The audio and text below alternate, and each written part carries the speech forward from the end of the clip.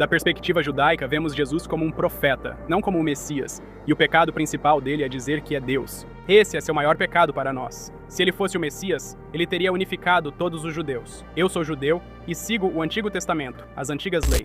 Quem escreveu Levítico e para quem foi escrito? Vamos estudar o contexto. Levítico foi escrito por Moisés para o povo de Israel, que vivia em uma teocracia, não uma democracia, nem uma monarquia, mas uma teocracia. Nessa teocracia, Deus estava chamando os judeus para serem diferentes de todas as culturas ao seu redor. Quando você estuda as leis sobre escravidão e as compara com as culturas ao redor, percebe que Deus estava chamando os judeus para se afastarem da escravidão por posse, uma escravidão desumanizante. Mas havia um tipo de servidão contratual? Sim, havia, que é muito semelhante ao Império Romano, certo? No primeiro século, mais de 50% dos cidadãos de Roma eram escravos. Não uma escravidão por posse, como a que tivemos nos Estados Unidos, mas servidão contratual. Médicos eram escravos, advogados eram escravos. Era um contexto diferente. Os versículos anteriores falavam sobre não poder tratar outros israelitas dessa forma, mas mencionavam como era permitido fazer isso com as nações ao redor. Essa é a distinção que aparece no livro. Eu sou judeu, estou acostumado a ler em hebraico, mas procurei em inglês. E é isso que está escrito. Eu não posso fazer isso com outros judeus, mas posso fazer isso com as nações ao meu redor. Se o objetivo é espalhar o amor e ensinar esses valores a todos, Correto. Por que seria justo tratar pessoas de outras nações dessa maneira? Boa pergunta. Quando você lê tanto o Antigo quanto o Novo Testamento, descobre que o ideal de Deus está em Gênesis 1 e 2. Em Gênesis 3, lemos sobre a queda. Adão e Eva se rebelam contra Deus, e tudo desanda. No Antigo Testamento e em grande parte do Novo Testamento, vemos Deus chamando as pessoas para fora desse caos, passo a passo. Por exemplo, em Mateus 19, Jesus é questionado sobre o divórcio. Os fariseus disseram: Jesus, você acabou de dizer que o divórcio é errado, mas na Torá, lemos que Moisés disse: se quiser divorciar-se de sua esposa, dê a ela um certificado de divórcio. Então você está contradizendo a Torá, Jesus, quando diz que o divórcio é errado, porque Moisés disse: quer se divorciar de sua esposa? Dê a ela um certificado de divórcio. E Jesus responde: Moisés permitiu isso porque os corações de vocês eram duros, mas não era assim desde o princípio. Ele retorna a Gênesis 2, antes de toda a consequência, antes de tudo desandar. A Bíblia mostra Deus chamando as pessoas para fora do pecado e da injustiça, mas frequentemente é um passo a passo. Por exemplo, Paulo no Novo Testamento diz: escravos obedeçam a seus senhores. Do que você está falando, Paulo? Escravos obedeçam aos seus senhores? Por que você não pede a todos os escravos para se rebelarem contra seus senhores, como Espartaco, e buscarem a liberdade? Porque Paulo está convencido de que é mais importante que as pessoas cheguem à fé do que necessariamente alcançarem suas liberdades econômicas. Então, como isso se relaciona nas virtudes? Porque isso deixa a interpretação do erro, certo? Então, sua forma de livre-arbítrio e justiça pode ser diferente do que era para Moisés, diferente do que era para Jesus e diferente do que será em 100 anos. Como justificamos sua ideia de virtude hoje? Ótima pergunta. Eu acho que a resposta é: você terá que fazer sua lição de casa e perceber, ao estudar Gênesis, Êxodo, Levítico, Números e Deuteronômio, que isso está sendo dirigido a uma cultura específica, ao povo judeu, em um tempo específico. Porque você está certo. Em Levítico, a lei manda apedrejar a adúltera. E então, o que acontece em João 8? Os homens trazem a adúltera até Jesus e perguntam: podemos matá-la? E Jesus responde: se algum de vocês estiver sem pecado, seja o primeiro a atirar pedra nela. Jesus estava vivendo em uma teocracia? Não. Israel estava sob a opressão de Roma. Então era um governo totalmente diferente naquele tempo. A diferença entre a lei moral e a lei civil em Levítico? Sim, senhor, há muita lei civil para a teocracia de Israel, a qual Jesus não se sujeitou e que eu também não sigo, mas é uma história de como Deus trabalhou com o povo judeu. E naquele ponto da história era uma teocracia. Mas a função hoje no judaísmo, pelo menos, vemos essas 300 leis, ou mais, como a palavra de Deus. a lei de Deus que devemos seguir, estudar e interpretar. Como isso evolui no Novo Testamento? Se é uma evolução disso, por que isso invalidaria qualquer outra religião e sua interpretação do que essas virtudes são? Então, no judaísmo, é completamente diferente do Segundo Testamento, o Novo Testamento, certo? Diferente do que os Mormons têm em seu livro acrescentado. Acho que um grande argumento é que, mesmo que você faça argumentos sobre a existência de Deus, que Deus é real, ainda assim isso é debatível. Por que os valores cristãos? Falamos sobre isso e outras coisas, mas como isso se aplica? Por que os valores e virtudes cristãs são necessariamente predominantes sobre, digamos, o sikhismo, hinduísmo ou judaísmo? Ok, primeiro ponto. Na Torá, faço uma distinção clara entre a lei moral e a lei civil, entre os 10 mandamentos e tudo o que Jesus fez. Ele validou os 10 mandamentos e contradisse a lei civil, mas os 10 mandamentos não. Ele os manteve de forma intransigente e eu também, certo? Então há essa diferença, lei moral versus lei civil.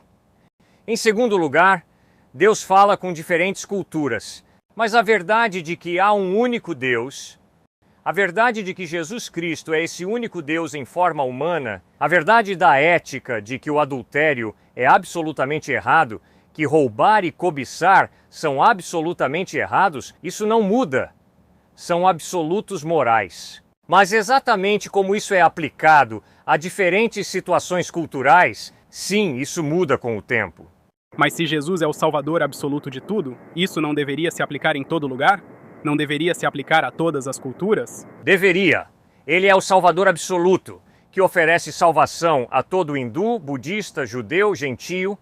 Mas se Deus me fez com um plano personalizado que funciona melhor para o meu povo, por que isso seria menos válido? Ele transmite isso por meio de sua forma de virtude para o meu tempo, para o meu povo. Por que isso seria menos válido também? Isso não é menos válido, mas o que Jesus está afirmando é ser o cumprimento das profecias que os grandes profetas hebreus como Isaías, Jeremias, Abacuque e Sofonias anunciaram.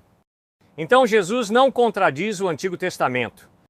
Ele afirma ser o cumprimento da lei, o cumprimento de todas essas profecias do Antigo Testamento. Ele afirma ser o Messias para os judeus. E, obviamente, no primeiro século, a vasta maioria dos seguidores de Cristo eram judeus. Isso realmente nos leva de volta à questão: Jesus realmente ressuscitou dos mortos? Por que esses judeus mudaram radicalmente de um tipo estrito de monoteísmo para acreditar na Trindade, Pai, Filho e Espírito Santo? Eles mudaram de se apegar estritamente ao sábado para adorar no domingo em celebração à ressurreição de Cristo. Eles mudaram da estrita lei mosaica para viver pela graça. Por quê? Por que judeus devotos mudariam assim no primeiro século? Eles insistem que é porque Jesus Cristo ressuscitou dos mortos. Todo profeta no judaísmo tem um pecado-chave, certo? De uma perspectiva judaica, vemos Jesus como um profeta, não como um Messias. E seu grande pecado seria afirmar que ele é Deus. Esse é o maior pecado dele para nós. Não se trata apenas do que consideramos a ascensão e queda de algumas ideias, mas de que muitos dos pré-requisitos para ser o Messias incluem ser descendente da casa de Jacó. Porém, se acreditarmos na concepção divina e imaculada, Jesus não poderia ser descendente de uma certa tribo. Existem certos aspectos que, de nossa perspectiva, justificam por que ele não é o nosso Messias. Se ele fosse o Messias, ele teria reunido todos os judeus para si. Sou judeu e sigo o Antigo Testamento e as leis antigas. Nem todos mudaram. Por que isso seria o caso se ele realmente tivesse cumprido o papel judaico de Messias? Não vejo isso acontecer. Isso nos leva a uma conclusão. Minha religião é o meu caminho para Deus. Não vejo por que Jesus seria o melhor caminho para pessoas que podem ser hindus, cristãos ou o que for. No judaísmo, temos algo chamado as leis de Noé. 7 regras como não matarás. Coisas simples que poderíamos chamar de leis naturais. Essas leis se aplicam a todos, e você está bem no judaísmo se as seguir. São coisas simples. Por que precisaríamos ser julgados por um padrão cristão? Ok. Você acha que a Torá é estreita em sua visão quando insiste: ouve, ó Israel, o Senhor nosso Deus é único. Ame o Senhor, seu Deus, com todo o seu coração, alma, mente e força, e ame o seu próximo como a si mesmo? Isso é uma intolerância estreita ao politeísmo? Você acha que há um único Deus? Ou muitos deuses? Obviamente, a Torá insiste que há um único Deus verdadeiro. Você acha que está mentindo? Isso é estreito ou preconceituoso, ou está falando a verdade? O que você acha? Para mim, isso funciona como verdade, mas objetivamente não sinto que possa validar isso além da crença de outra pessoa. Em minha perspectiva, encontro valor na minha religião por meio de minha experiência e prática nela. É assim que construo um relacionamento com Deus. Mas é a prática, não necessariamente o fato de ser monoteísta, que importa. Por meio dos mandamentos de Deus, tento viver uma vida melhor. E isso funciona para mim através da minha religião. Isso também poderia ser verdade em uma religião politeísta. Como você pode honestamente ler a Torá e dizer que pode ser ateu? Como pode ler Isaías, Jeremias, Ezequiel, Daniel e ignorar a maneira como confrontaram o politeísmo da Assíria, Babilônia, os cananeus? Como você pode estar aqui e dizer, eu sigo a Torá e o politeísmo é uma opção? Porque não se baseia na conversão dos outros. Você pode ser politeísta e ainda ser bom aos olhos do povo judeu. A lei dos 7 mandamentos, no Aídas, não diz nada sobre acreditar em um Deus. Minha crença pessoal é que esses argumentos são fortes. Eu acredito no monoteísmo, mas não acho que isso invalide o politeísmo. Eu não acho que isso exclua necessariamente alguém de viver uma vida boa e moral. Ok, vamos ser bem claros. Tenho muitos conhecidos ateus, muitos conhecidos agnósticos. Cada um deles é uma pessoa muito boa e eu celebro isso. Todos os meus conhecidos ateus são pessoas muito boas, mas obviamente nós nos contradizemos quando se trata da existência de Deus. Meus conhecidos ateus estão convencidos de que não há Deus. Eu estou convencido de que Deus é real e que Jesus Cristo é Deus em forma humana. E eu acho altamente desrespeitoso olhar na cara do meu conhecido ateu e dizer, nós acreditamos na mesma coisa sobre Deus. Não, nós não acreditamos. Ele está convencido de que não há um Deus, eu estou convencido de que há um Deus. Agora, infelizmente, ambos não podem ser verdadeiros.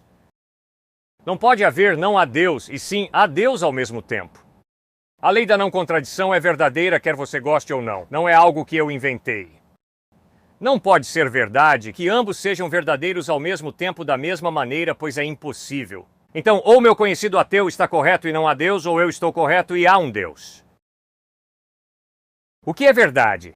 Se não há Deus, a moralidade é relativa. Você a cria na sua cabeça, os chineses a criam na cabeça deles, o sul-africano branco a cria na cabeça dele, tudo é relativo. Ninguém está certo, ninguém está errado, porque você não pode provar empiricamente. Portanto, se minha preferência for ir até ela e agredi-la, essa é minha preferência. Minha preferência não está errada, minha preferência não está certa, minha preferência simplesmente é... Você tem suas preferências, que podem concordar com as minhas às vezes e podem discordar às vezes. Mas você não está certo, eu não estou errado, eu não estou certo, você não está errado. Agora, o teísmo, a crença em Deus diz, isso não faz sentido. O teísmo, a crença em Jesus Cristo diz, ela é uma pessoa humana preciosa, criada à imagem de Deus, o que significa que ela tem dignidade, valor e significado. Além disso, Jesus Cristo e o teísmo ensinam que Deus me criou para um propósito, e esse propósito não era para eu ir até ela e agredi-la. O propósito para o qual Deus me deu uma mão e uma mente foi para amá-la e respeitá-la. Tolerância não é eu dizer, você é ateu e eu sou teísta. Nós acreditamos na mesma coisa. Não, isso não é tolerância. Isso é estar com a cabeça vazia, sem raciocínio. Não é respeitar uma pessoa o suficiente para ouvir e entender o que ela acredita. Tolerância é você e eu discordarmos, mas ainda assim eu te respeito. Por que eu te respeitaria? Porque estou convencido de que você não é apenas uma pilha maravilhosa de lodo primordial que evoluiu para a nossa ordem. Você é um ser humano criado à imagem de Deus, e Deus me criou para te respeitar e não para desrespeitar. E assim, tolerância é Jesus sangrando e morrendo na cruz, orando por aqueles que o pregaram na cruz. Pai, perdoa-lhes, pois não sabem o que fazem. Essa é a essência da tolerância. Amar o seu inimigo, que é exatamente o que Jesus ensinou e modelou.